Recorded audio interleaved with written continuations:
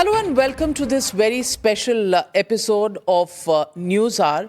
And tonight we are talking about everything that every day people ask questions on. And joining me is Dr. Ambrish Mithal. Dr. Ambrish Mithal, you've been a friend, a doctor for so long, and the battle of the bulge that we've discussed so very often actually comes down to this book that you've written. And these days, it's a buzzword. It's like a fashion statement. Are you on Ozempic? Are you on Mounjaro? It's like, which is the brand you're wearing? That's the kind of conversation. But let me begin, because health is something that has everybody worried all the time. Obesity is an important health red flag that has been spoken about by the Prime Minister, that you flag off in this book, The Weight Loss Revolution. Do you really think it is going to be a revolution that you're going to address in this book? Obesity is the mother of all modern non-communicable diseases. And the WHO way back in 1997 said that obesity should be classified as a disease itself. So whether you agree with that stigma of disease or not, but the fact is that most of the modern non-communicable disorders, pressure, heart disease, arthritis, even cancers, fatty livers, all of them are linked to our weight in some way. So the challenge has always been that what have we been doing? People come to us, weight is a problem, you're an endocrinologist, solve our problem. And we do the same 9 yards, actually. We advise diets and exercise, and everyone does that. Some follow, some don't follow, something happens, something doesn't happen. We never had the tools to address it like a condition, like a disease, like a doctor treating a disease. And that has become possible with the advent of these new drugs, which is why this book is called The Weight Loss Revolution, because till now we were always struggling. Like, as doctors, it was painful to see your patients. You couldn't help them. Absolutely. But, so it's very frustrating for the doctor. I've had that issue for a long time, that weight issues haven't been helped by any doctor, and you always end up blaming the hormones. The endocrinologist knows that. But beyond hormones, the question really comes down to lifestyle. These were also called lifestyle diseases, sedentary lifestyles. As you go up the ladder in your careers, you're more involved in meetings, you're, not undertaking as many active regimes of exercise as you should be. All of that can be sorted out by these modern drugs? So I don't think you can replace lifestyle with anything. Okay. Lifestyle remains the cornerstone, the basis of all treatments for non-communicable disease. So this is a very good question, actually, because this is how some of our patients and your viewers may interpret this. And now the drugs are there. Lifestyle takes a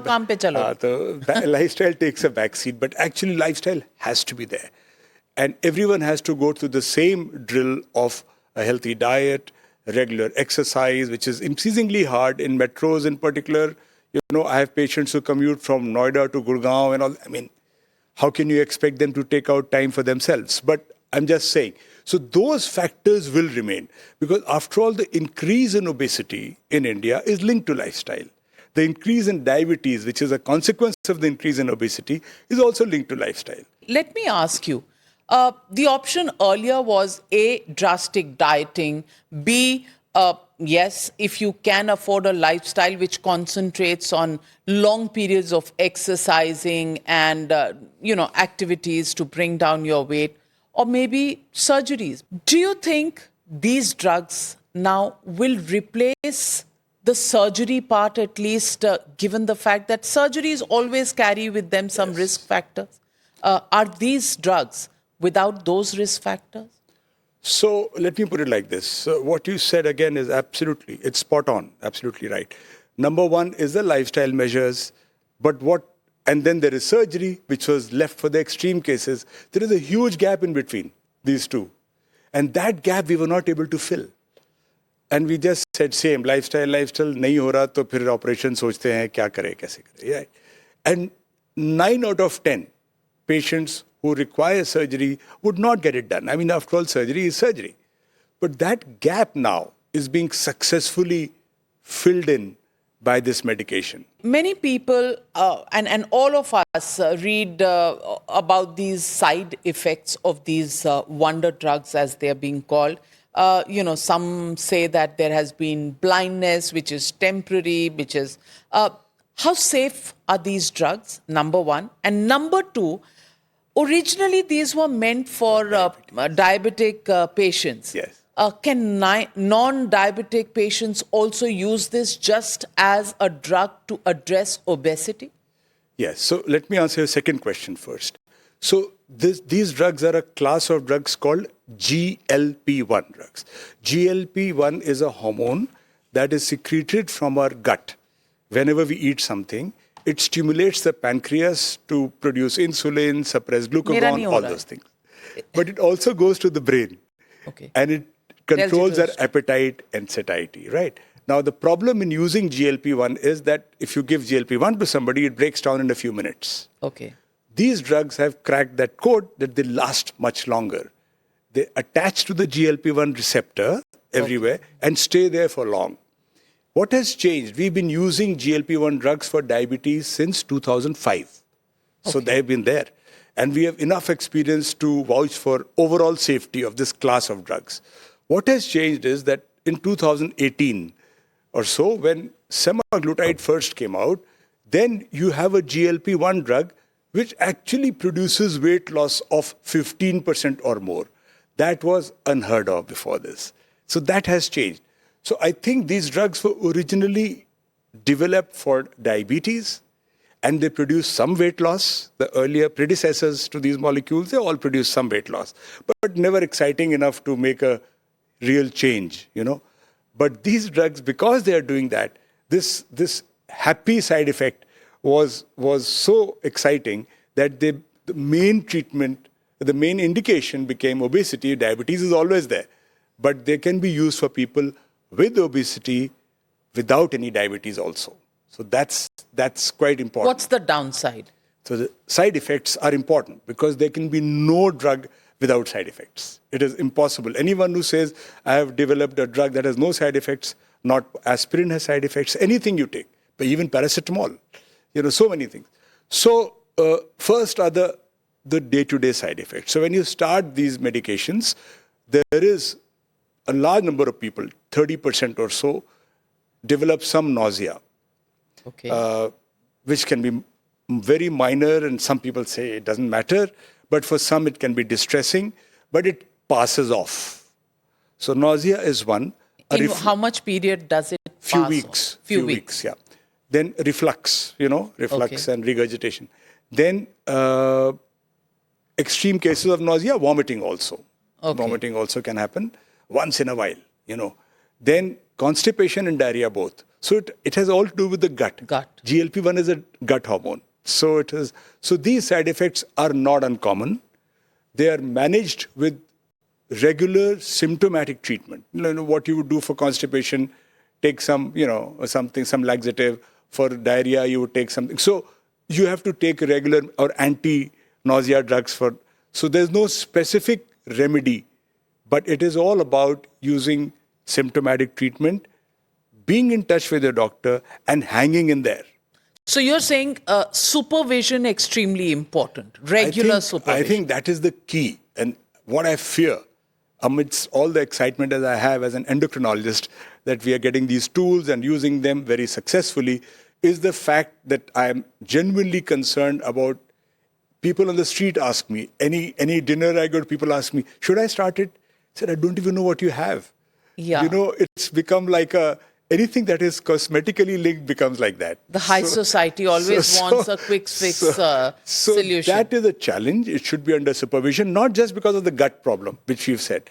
There are other things, other side effects also. For example, when there is rapid weight loss, anyone who loses weight rapidly, whether it's because of diet, whether it's because of, the drug or bariatric surgery, you would tend to lose some muscle also.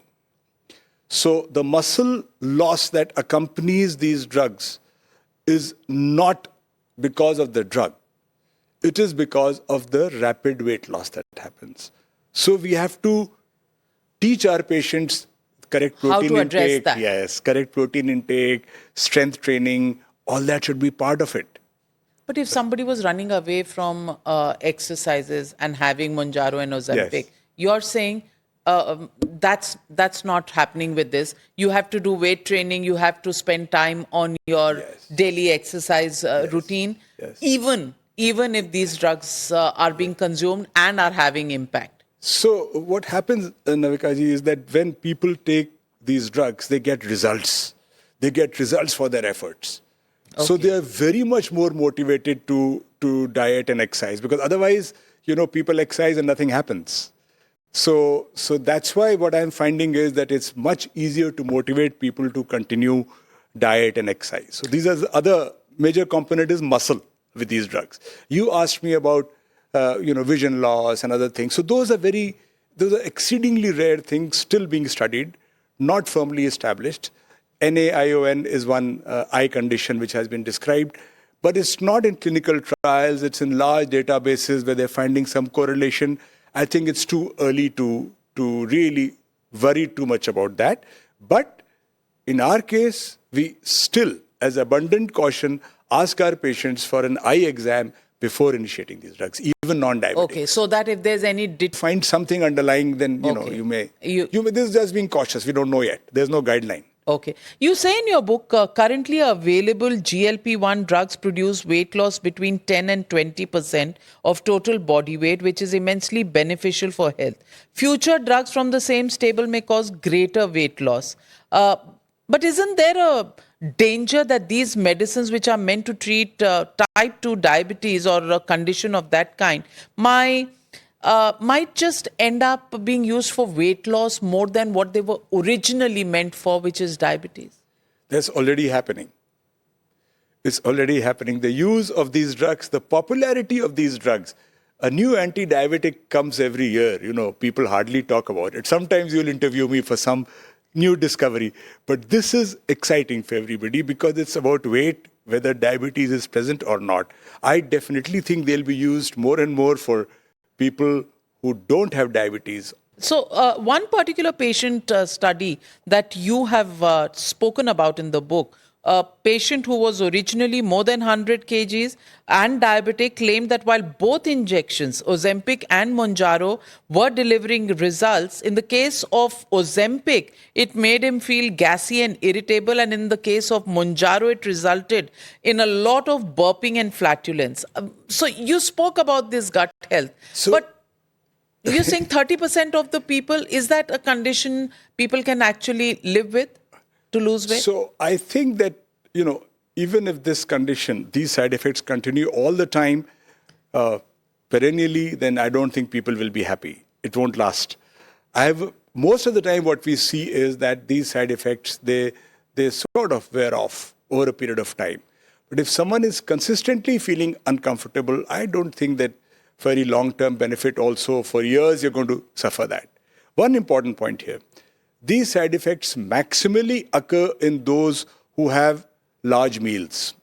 So, for example, if you're on the drug and appetite has really gone down, but then you feel hungry, after having not eaten for 12 hours maybe, and then because of the desire, you just eat extra. Little extra and boom, all your gut will play up. Okay. So, your portion size will have to be monitored. Has to be audited, regardless of the long gap that you have. So it's very, very important that we can't eat at one go. Like intermittent fasting, for example, it will be a challenge. Those who enjoy intermittent fasting, that will be a challenge with these drugs. Okay. So if they're doing intermittent fasting, I guess they won't need this. Is that true? No. Intermittent I wish it was true. I have so many patients who are practicing intermittent fasting. Some are doing really well. Some just hate it and nothing happens. Overall, in intermittent fasting, the weight loss has been linked to the total calorie intake. So you're back to square one. Hard evidence is that. So I offer it to my, if you like, you want to do that. If that is the best pattern for you to reduce your calorie intake, go ahead. But with these drugs, it will be a bit of a challenge because if you're going to doing that and yes, this. Yes. So tell me, on an average, when you see patients, how long would you put them on a treatment, if you're going to call this a treatment? How long will you put them, give a break or not? Or is this something that you continue with for a lifetime? How does it work? I think that's the most important question. And that's a question hotly discussed in endocrine meetings and in the endocrine fraternity. If you're my age, and supposing you're a diabetic, and supposing you're a candidate for these drugs, 60s and all, you're going to take it lifelong. Okay. Much better. It'll control your diabetes, it'll control your weight, it'll reduce your complications, your kidney, your heart, your liver. All risks for diabetics go down. All complications go down. So no-brainer. It's a no-brainer. Okay. For those who are using this only for obesity? Only for obesity, it's a different game. But even there, I think the older people who will have some comorbidities, somebody will have osteoarthritis, so it will help them. And I expect that they will continue for very long or maybe even lifelong. The challenge is in the younger patients.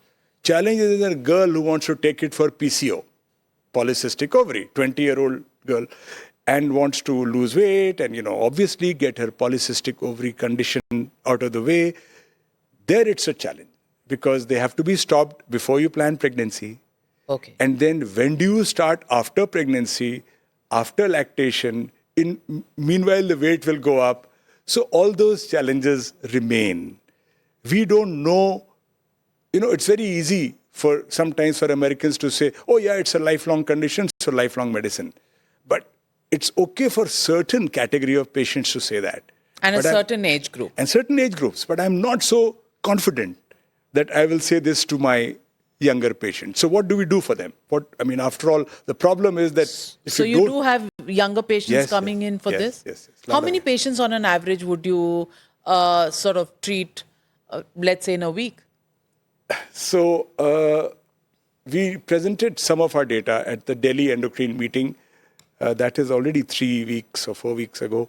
And that was around 275 patients we had on that treatment at that point, total.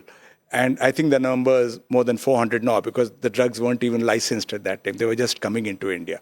So I think that it's important that the numbers, if used properly, numbers will be huge.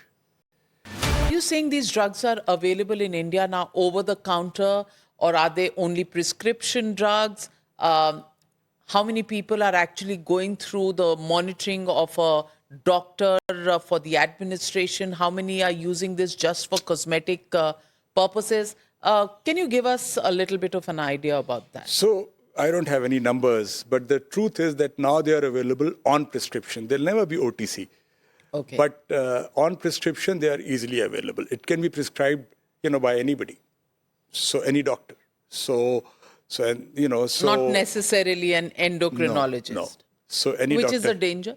I can't say that, but I hope that doctors who are going to prescribe it, and I expect that those who are going to prescribe it are going to follow the guidelines. I have a 52-kilogram lady who wants to become 48. Cosmetic. Of 45 kilogram, 50-year-old who wants to become 42. I said, are you nuts? He said, but I was 42 in college. Oh. So अब इसका मतलब कोई answer तो नहीं है. So I hope it doesn't get So misused. vanity gets the better of... 100%. And this is a vanity drug then? It's a very important health drug for us. It's a very important medication to protect our diabetics and obese patients. How expensive? The cost is somewhere between 13 to 15, 16, 17,000 per month. Would you recommend this to people who are diabetic? I understand you would recommend to them. But people who are only using it for obesity and addressing their obesity issues, how much weight can they lose, number one? And number two, is it safe for them to go ahead and use these drugs? Yes, people who are obese but don't have diabetes can also use these drugs. Again, I will repeat, under medical advice. If you have a BMI over 30, you can use these drugs. And of course, you have to first try lifestyle measures. And most of the people, by the time they reach an endocrinologist, have exhausted their lifestyle measure capacity. So above 30, clearly they can be used. And above 27 BMI, if you have other comorbidities, like anything else, And what age group would you normally recommend this to? People above 40? Most of the patients we are recommending are in that zone. But there are definitely some people in their 20s and 30s also. You see the onset of diabetes, for example, is very early in India now. We have people in their 20s who are developing diabetes only because of weight. I can only say one thing, that the weight loss revolution is something that has always bothered overweight people. Yes. And, when you actually explain the scientific way of looking at the options Yes. available today, well, not that we can recommend, at least I cannot recommend being just a journalist, but the fact that solutions exist Yes. out there is an exciting time for us to be in. And of course, supervision extremely important, and we cannot but emphasize that point so much. Thank you so very much, Dr. Ambrish Mithal, and congratulations to you for actually addressing a concern that probably 80% of the population today has, which is keeping fit, staying fit, and how to address their weight loss regime. Thank you so very much. Thank you so much. Thank you. Enjoyed this discussion. Thank you.